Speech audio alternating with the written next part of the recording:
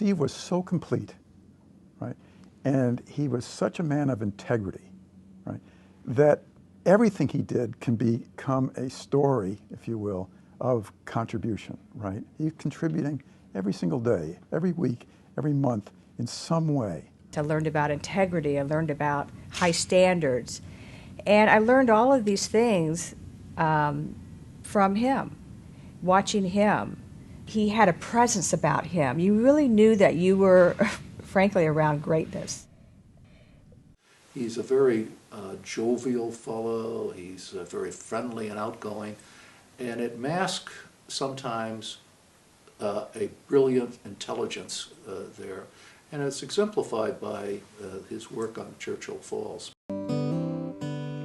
We love and esteem Georgia, carrying on as the family leader and being such a source of strength and generosity to so many of us. And we all got to know Georgia. It was one lovely woman and fun.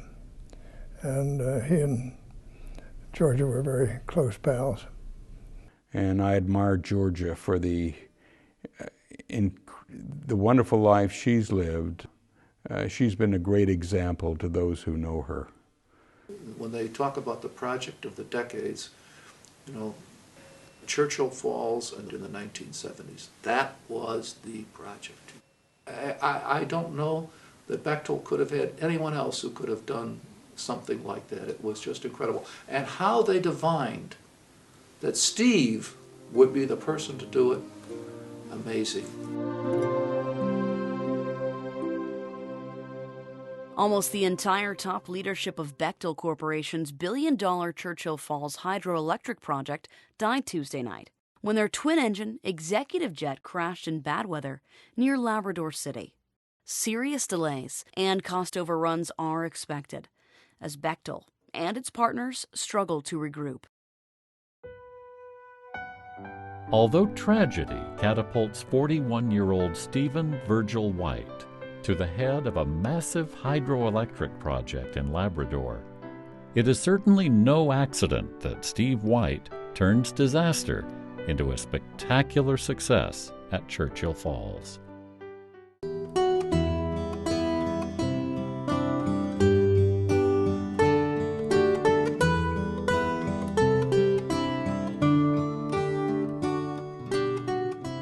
At the time, Churchill Falls is the largest construction project ever built in North America.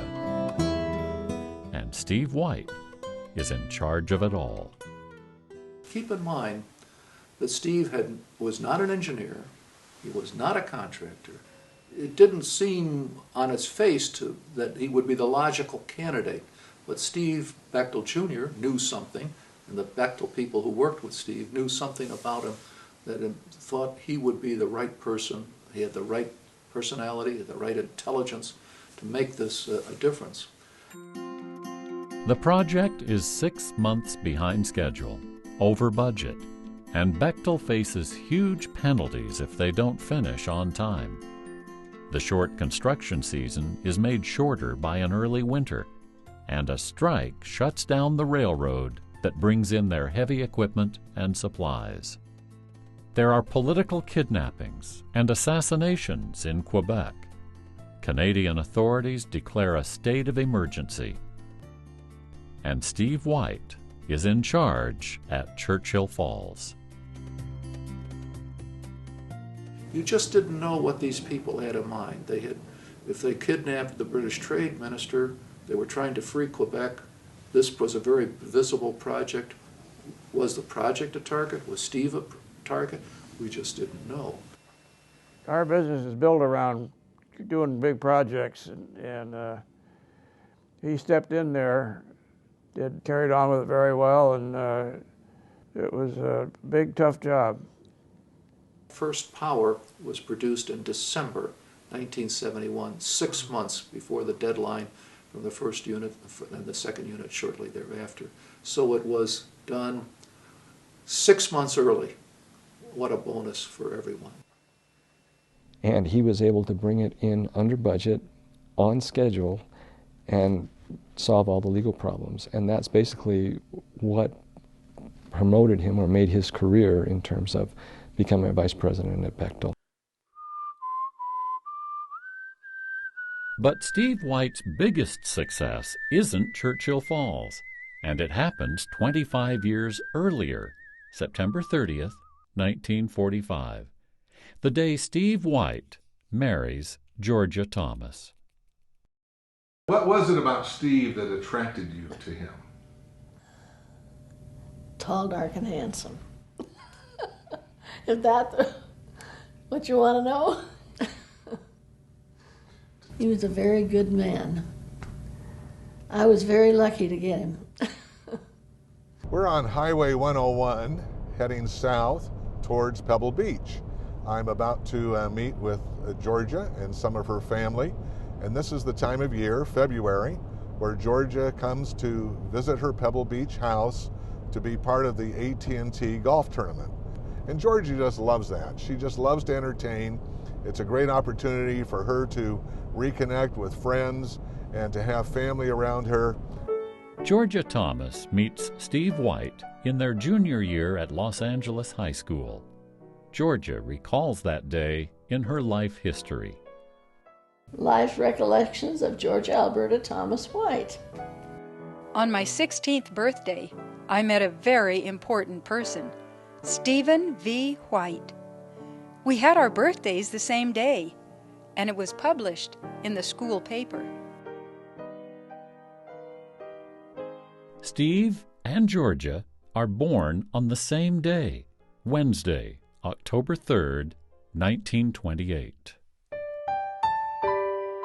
Georgia appears on Mortality's stage in the small manager's apartment above the Gem Theater in the Mormon farm town of Rigby, Idaho. Steve arrives just a few hours later, but 800 miles south in the Citrus Grove community of Loma Linda, California. Shortly after their first birthdays, the nation's stock market crashes, and Steve and Georgia grow up as children of the Great Depression. Hey, don't you remember? I'm your pal, buddy, can you spare a dime?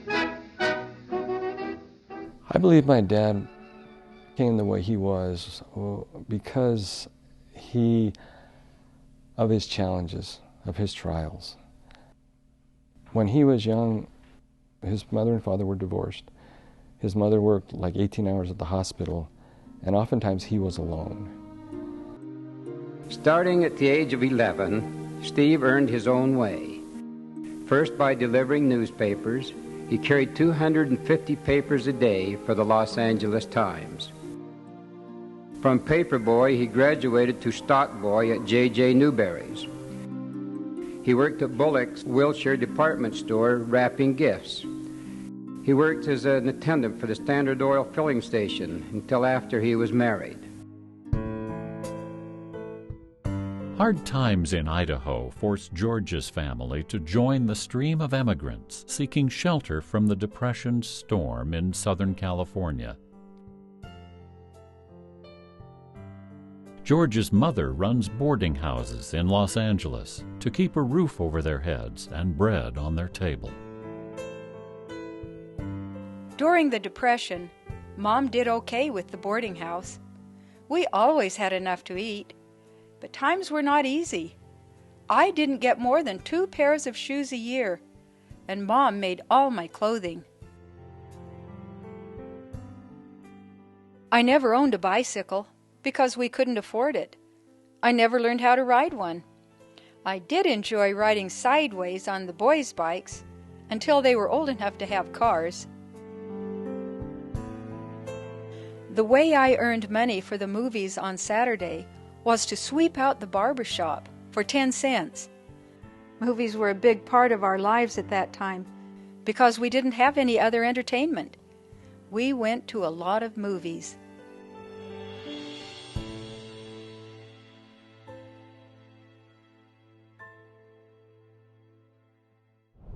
It's quite a marvel that Georgia and Steve came from very humble circumstances as youth, and then became very, very successful through Steve's business, and they were allowed and given the opportunity to buy some of the finest things that people could buy. And yet, Steve and Georgia never lost that humility and the recognition that what they obtained and what they earned was really a blessing to them from God. As a result, Georgia and Steve wanted to give back to other people and to share in the blessings that they have obtained.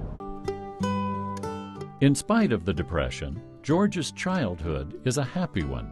They attend the Wilshire Ward of the Church of Jesus Christ of Latter-day Saints. One December day after church, Georgia turns on the radio.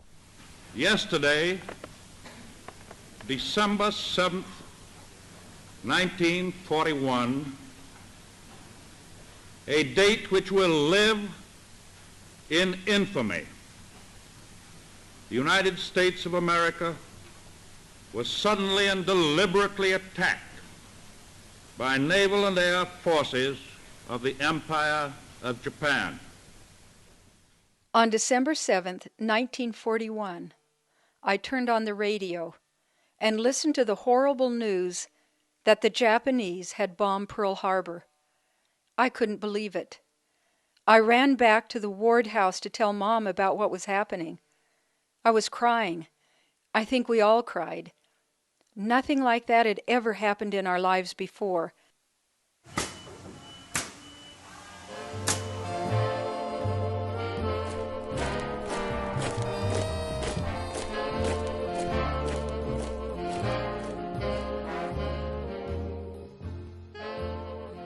Many things were rationed: gas, sugar, meat, butter, canned milk, shoes.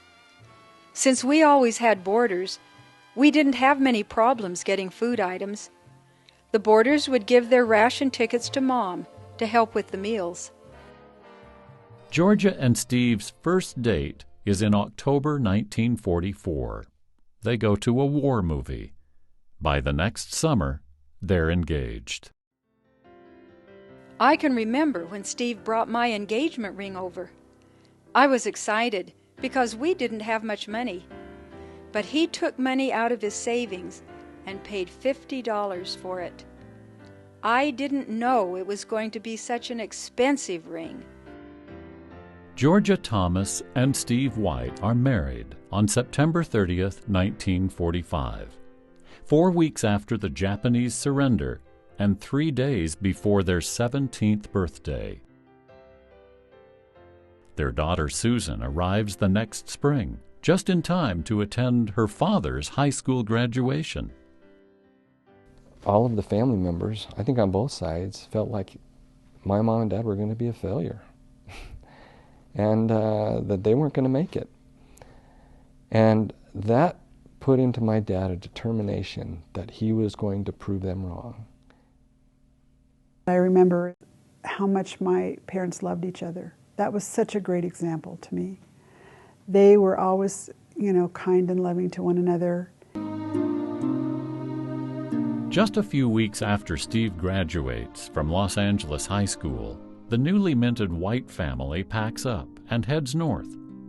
Steve's fierce drive to succeed and a scholarship at the University of California at Berkeley is their ticket out of poverty. Thousands of GIs returning to college from 4 years of war create fierce competition for grades at Berkeley. They settle in at former war workers' barracks. Steve takes 16 credits at Cal, works 54 hours a week outside of school, and they both start learning to be parents. Georgia and Steve are 17. We tried to fix up the apartment, but we didn't have any money. We didn't even have a refrigerator, only an icebox. When their second daughter, Lynn, is born, they rent a house, and Steve's father, Earl White, moves in with them. He is part of their household for the rest of his life. I've never known more generous people than they. Yeah. They would reach out to other people and help them in ways that most of us won't even know, because so much of it was done silently. Steve graduates from the University of California in the spring of 1952, but can't find a good job. A year later, he's working at the new Nuclear Weapons Research Laboratory in Livermore, 40 miles from Berkeley. It was nice living in Livermore because Steve would be off by 4 in the afternoon. We'd take walks and just spend time together. Livermore is a turning point for the White family. Their son Glenn is born there. Steve has a regular paycheck and time to help Georgia with the 3 children.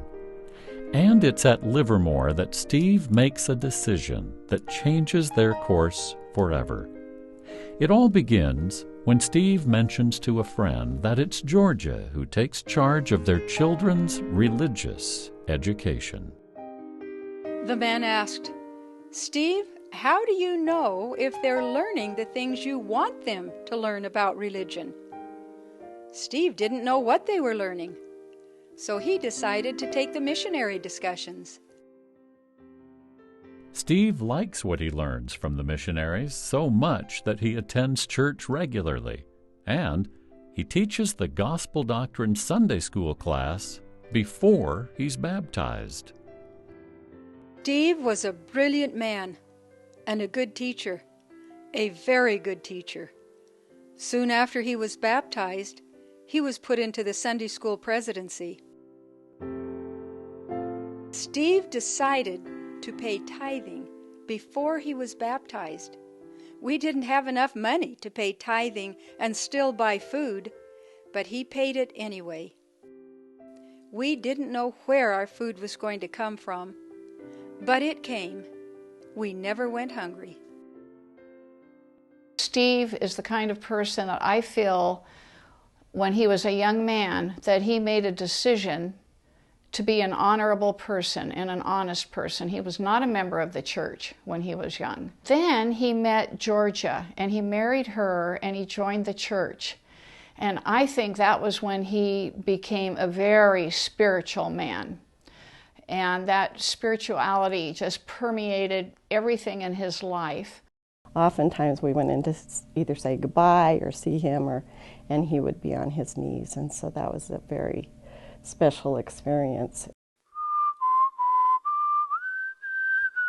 When Steve gets laid off at Livermore, they move to Norwalk, 15 miles from downtown Los Angeles. In Norwalk, Steve does well working for a mortgage company. And with Steve's father home watching the children, Georgia takes a job at the JCPenney department store. I went to work at JCPenney's while we were in Norwalk. I started during the Christmas season. I guess they liked me, because when I left, they gave me a full set of luggage for a goodbye present. In Norwalk, they grow in the church. And in May 1955, they travel to the Mormon Temple in St. George, Utah, to be sealed together as an eternal family.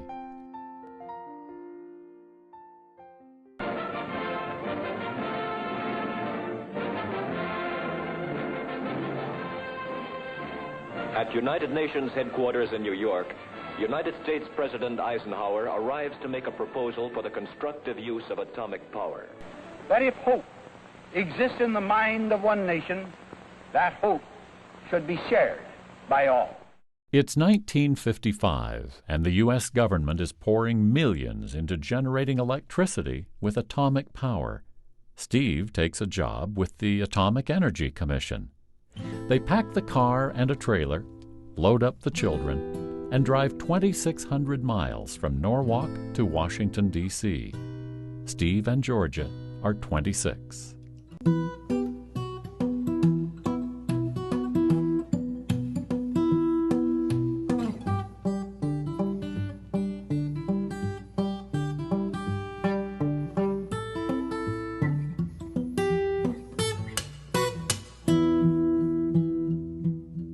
The White family moves into this house in Alexandria, Virginia. Steve commutes into Washington Georgia works at the local Penny's, and Steve's father watches out for the children at home.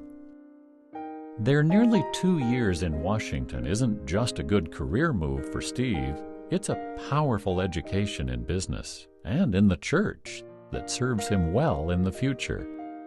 They meet Mormon apostle Ezra Taft Benson, Secretary of Agriculture in the Eisenhower cabinet.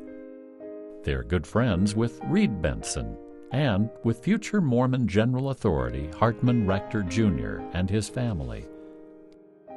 They go swimming in the White House pool, attend the second Eisenhower inauguration, and become part of the Mormon community of government and business leaders in the nation's capital. But it doesn't last long. After a year and 10 months in Washington, Steve is transferred to Chicago.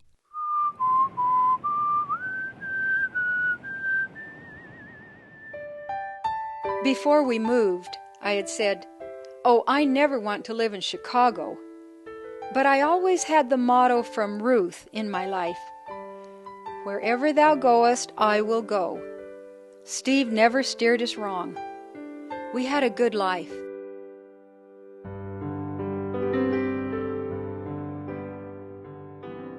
They buy their first home in the Chicago suburb of Westchester and attend the Westchester ward of the church. It's at church that they meet a young law professor by the name of Dallin H. Oaks. I remember Steve and Georgia White very well from our days in Chicago. The year was 1958. We were both members of the West Suburban Ward. Steve and Georgia and my wife June and I were approximately the same age. We were just young marrieds, and I was in the Whites' home, and they were pretty humble circumstances too, and we were just starting off and struggling. Steve was serving as a stake missionary. I was soon called to be a stake missionary. To us, our stake missionary service was very important, giving the service that we felt privileged to give to the church. My dad, when he was a stake missionary, would give us the missionary lessons. So we gained our testimonies from the missionary lessons in a lot of ways. In later years, the White family is well known for their Christmas celebrations. That tradition begins during the Chicago years. At Christmas time, I remember when we were in Chicago, my mother decided that we were going to make a tree skirt for our Christmas tree. And so it was made out of felt, and we cut out all of this stuff, and so it was very fun, and it was just a great project, and so I always remember us doing that together as a family. And we enjoyed being together, and they just made life really nice for us. As I look back on my memories of Steve in that formative period of his life, I remember him as a man who was instantly likable and totally committed to what he was asked to do. He had a quality that forecast character and effectiveness and leadership. When a friend leaves the Atomic Energy Commission to work for Bechtel Corporation in San Francisco, he urges Steve to come with him. Steve declines, saying he wants to work for the government 5 years to get a good start. The friend watches the calendar.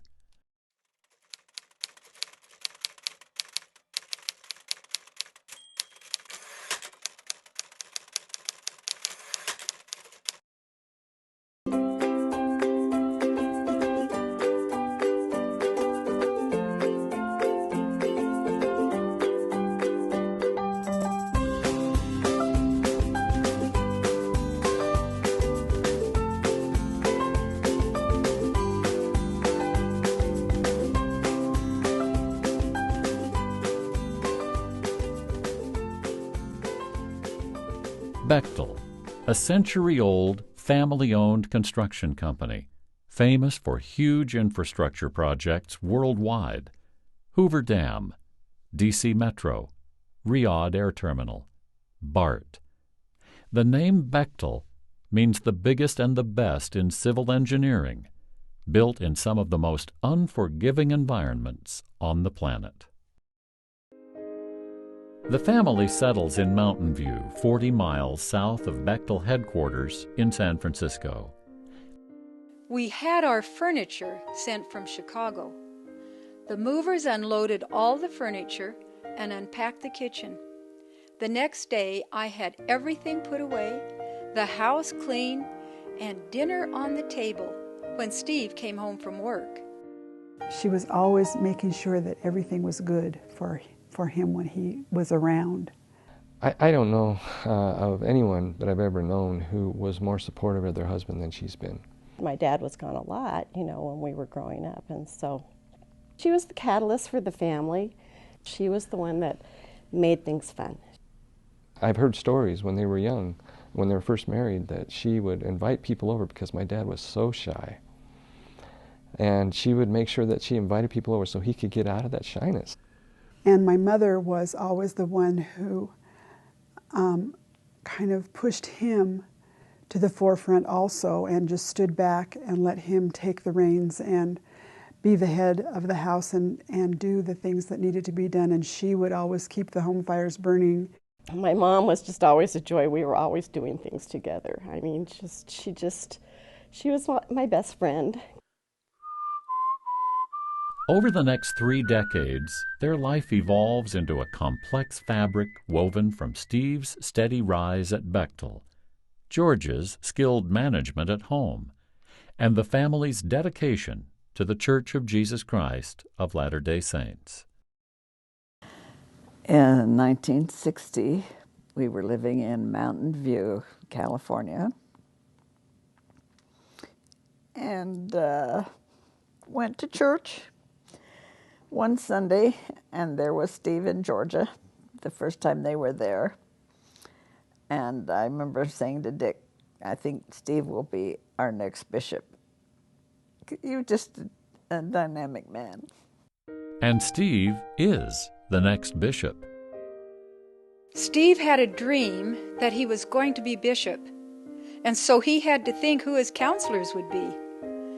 When Elder LeGrand Richards called him, he said, "Well, you're going to have to choose your counselors."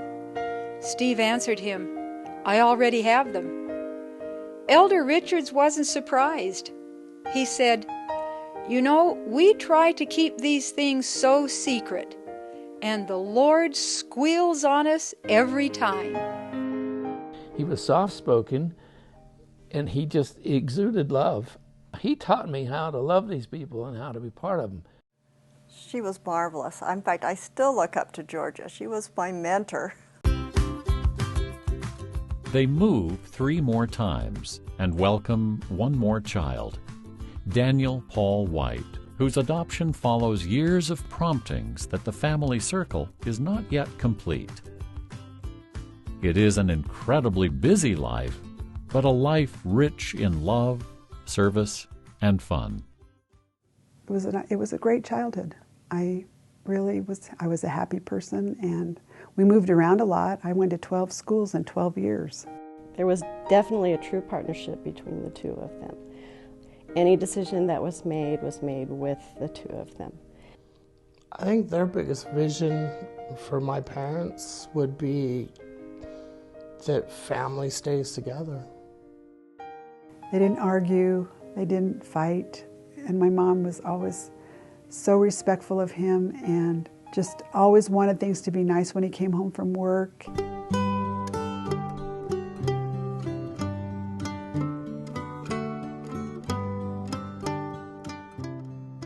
Just 3 years after joining the company, Steve is made executive assistant to the president, Stephen Bechtel Jr. Well, he was a remarkable leader. He inspired people to be honest and work hard. You know, he was Steve Jr.'s assistant for a while, and that was a position that people were asked to do if they were really among the top people. And I think after Steve finished that assignment, his career just took off. Former Secretary of State George Shultz remembers working with Steve at Bechtel. If he said he's going to do something, he'll do it. If he couldn't do it, he wouldn't say he would do it.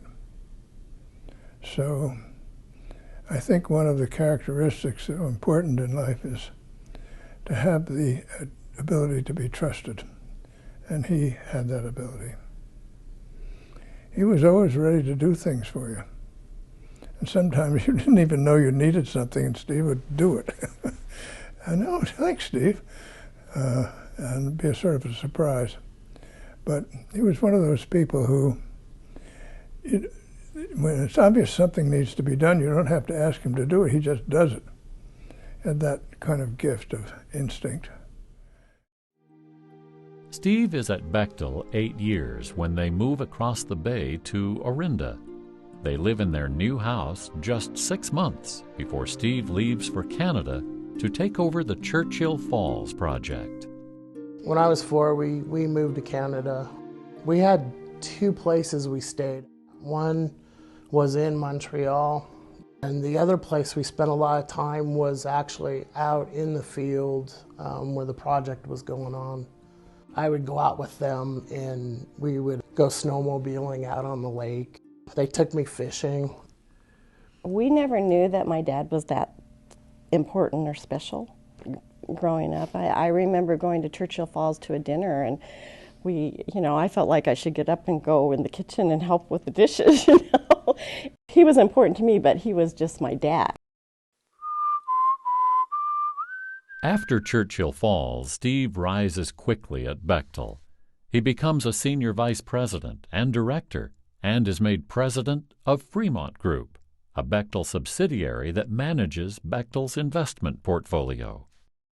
I had the opportunity to ride to work every morning with Steve. Steve happened to have a driver who took him to work, and I was the third person in the vehicle to get us through the carpool lane across the Bay Bridge. So I said I always saved him half an hour a day by being his third party. Basically, we shared the Wall Street Journal. He would read half, and then we'd trade halfway through the meeting or the ride, so we got to read the Wall Street Journal every day as we came into work. Success at Bechtel brings financial security and more work, but that doesn't change the fundamental pattern of their life. Steve serves twice as bishop and 9 years in the Oakland State Presidency. Georgia serves in ward callings and shepherds them all through a busy calendar of family, school, and church responsibilities. I think how they balanced everything is a $64,000 question, and I don't know that I know the answer.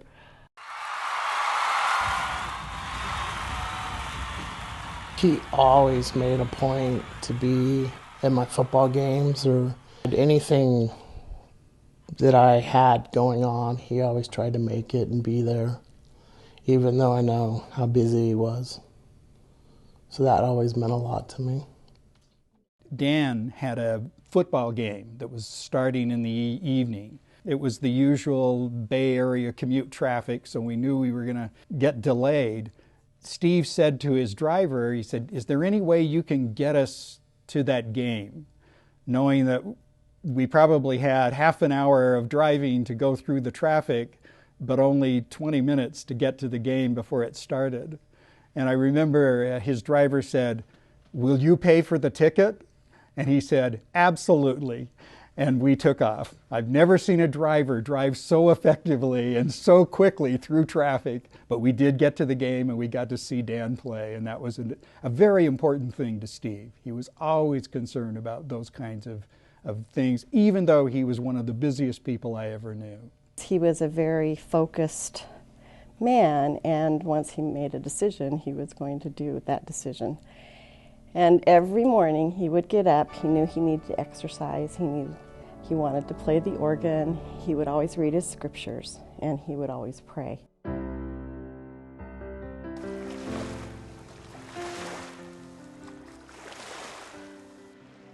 They buy a beautiful vacation home on Lake Tahoe. It's a place for Steve to unwind and to gather the family.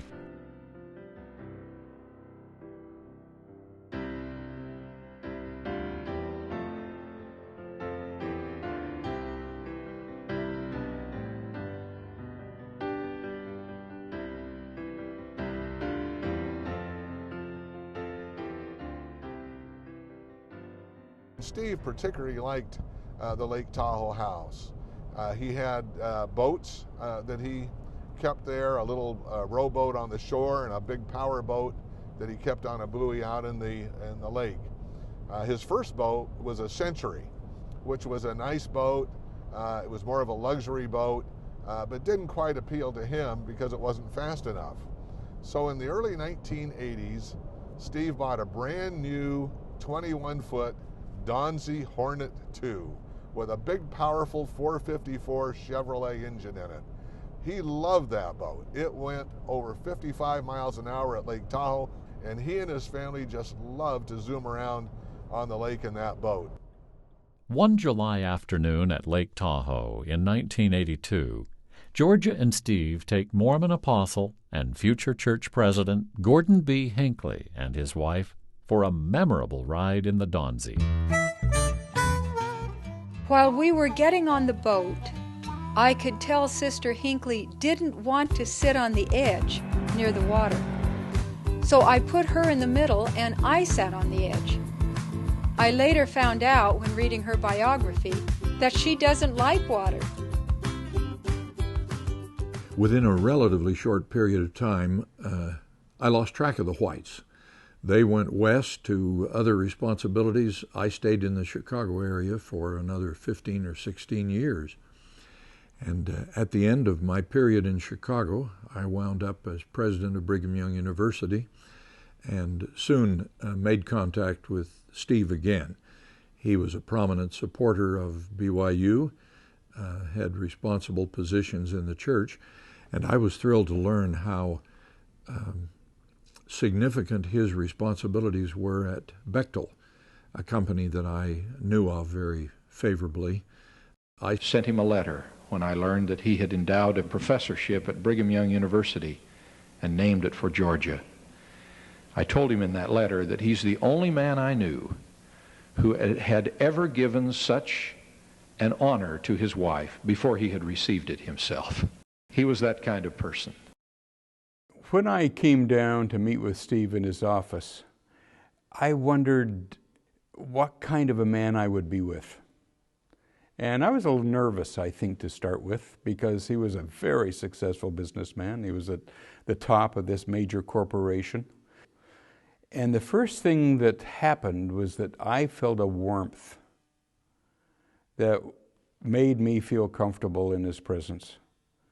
And there was always a twinkle in his eye and a smile on his face as we talked about various things. There was a kindness in him. In addition to their support of Brigham Young University, Steve and Georgia are major contributors to the School of Management and Business at the University of California at Berkeley. In the 1980s, Steve is the driving force behind the campaign that creates a brand new building for the school. I am sitting in the courtyard of the Haas Business School at the University of California at Berkeley, a magnificent new facility that was the vision of Steve White. Both Steve and Georgia are huge benefactors and have been benefactors to the University of California over the years. And it was Steve's vision that allowed this building to be built. He had that foresight to have this be a premier business school. Steve was able to do things that others were not able to do because he was a big thinker. He thought outside the box and he wouldn't take no for an answer. Unfortunately, he passed away before this magnificent building was finished, but he would be very proud and pleased at how it's turned out. It is attracting top students and top faculty, placing Berkeley in a very premier position of all business schools around the world. Despite their many charitable activities, Steve and Georgia understand that they make their most significant contributions within the walls of their own home. I remember having conversations with him like, you know, you could be golfing more, or you could be playing more. And he would always say, Heavenly Father gave me everything I have, and I am going to do what he needs me to do. My grandfather lived with us from when I was born until I was 10 years old. I thought it was just natural because that's what I had known. In later years, they even took in my mom's mother. The fact that my parents brought him into the home, I think, was a real testimony, because that was the start of us seeing their generosity. When my grandpa died, he was very successful and he made money. But he always gave the credit to the Lord. He saw it as Heavenly Father using him as a tool to help other people. And that's why I think he gave him what he did, because he knew that my grandfather would do with it what he was supposed to do with it, and that's to share. Their best time of year is Christmas. They love their vacation homes at Lake Tahoe and Pebble Beach. They love traveling the world for Bechtel. But what they love most is to be home at Christmas with children, grandchildren, and friends. Georgia's Christmas parties are still famous today. Her biggest joy is having her house decorated so that she can share it with other people, and so that she can put on a buffet supper and have people come and visit and share in the joy of the birth of the Savior and the beauties of Christmas. Everything had to be from scratch. And, you know, there were certain things that are tedious to make, and I'd be like, oh, can't we just go buy Russian tea cakes instead of making them? Or, you know, no way. Grandma would not allow that. So I would kind of groan sometimes about the work that went into this party. But I'll tell you what, as soon as that party starts, my grandmother sits over here, and she greets every single person that comes through that door. And last year we had about 190 to 200 people.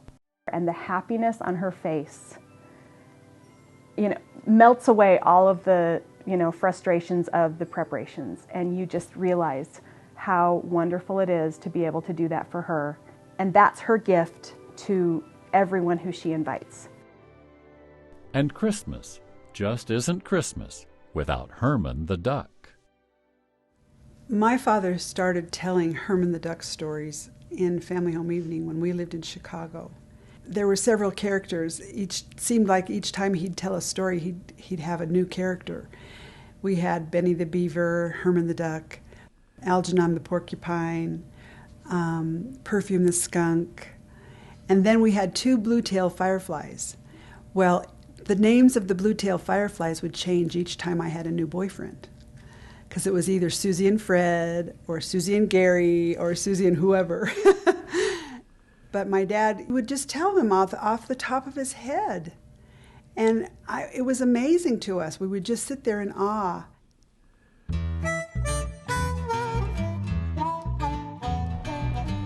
I'm visiting Georgia White, and my name is Rick Kopf. Have a nice day. Thank you. You're welcome.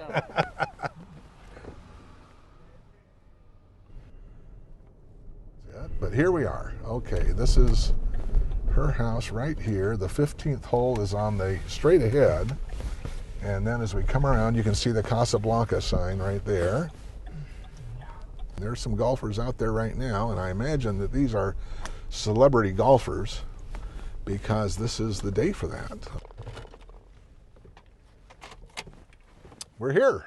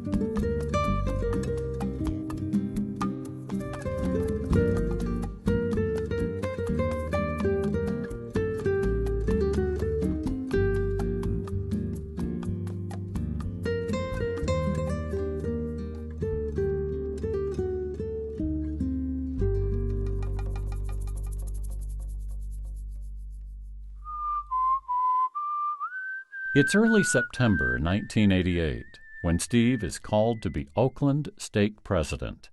Oakland is one of the largest and most ethnically diverse stakes in the church. After serving 9 years in the stake presidency, Steve is a seasoned and beloved leader with a vision to unify the Oakland stake's 17 congregations speaking 9 different languages. After setting the new stake leadership in order, Steve and Georgia leave for Europe on a Bechtel assignment. They commemorate their 43rd wedding anniversary at the Ritz-Carlton in London and celebrate their 60th birthdays at the Bristol in Paris. Just 2 grown-up kids from the Great Depression, whose families feared that their teen marriage would fail.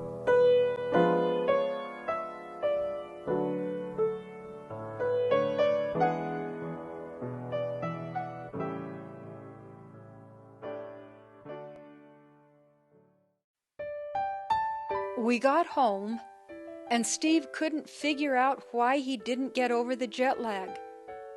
He was feeling lousy. At first, the doctors say it's hepatitis, but it's not. On Friday, 2 doctors told Steve and me that the diagnosis was cancer. The doctors felt terrible to have to break the news. Steve was cheering them up instead of the other way around. I was in denial, I will say. My dad, I was expecting him to live forever. Here he was the new stake president.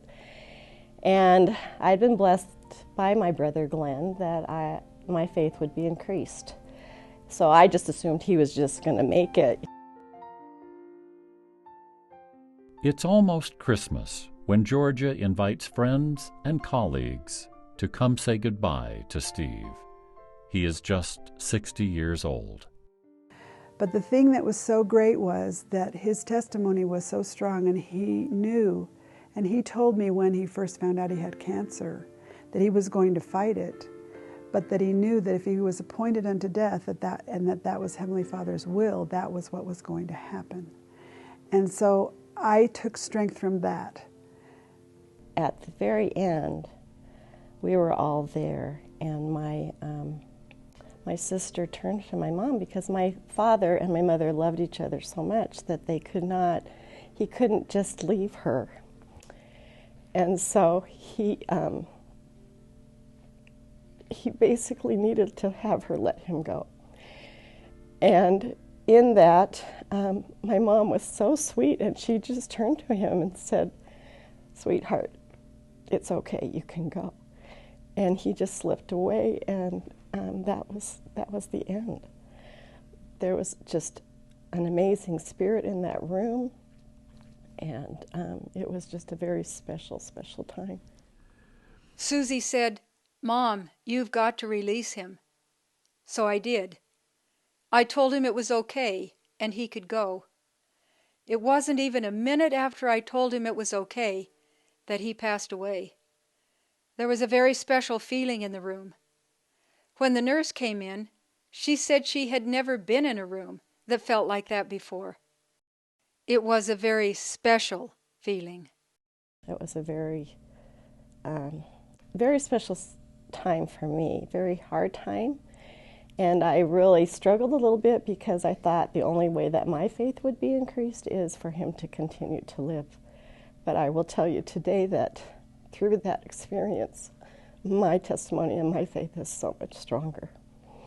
I was shocked to learn of Steve White's death.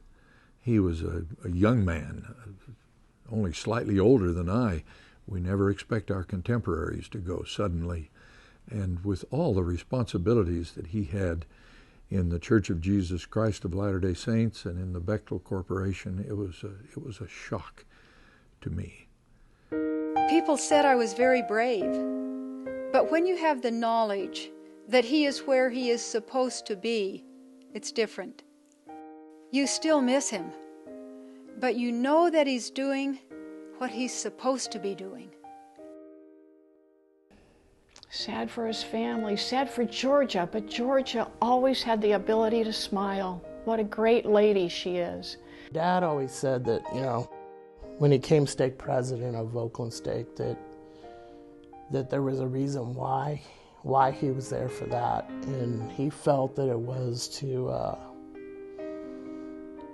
get that whole group together, you know, it combined as one. And I think his death actually brought that all together.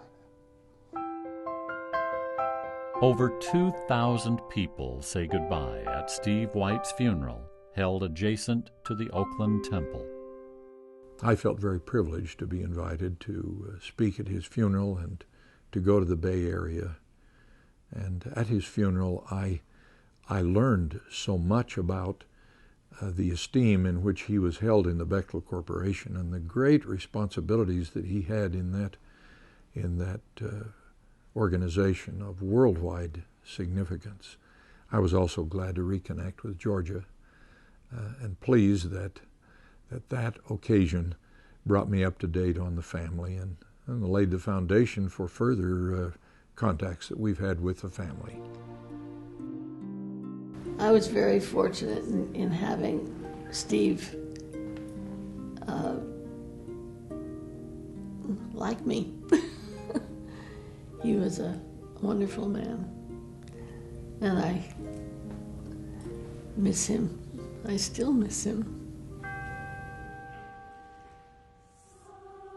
Stephen Virgil White completes his assignment on Earth at Christmas time, the season that means so much to him and to Georgia. Some people marvel that the Christmas parties go on as usual that year. But Steve and Georgia understand.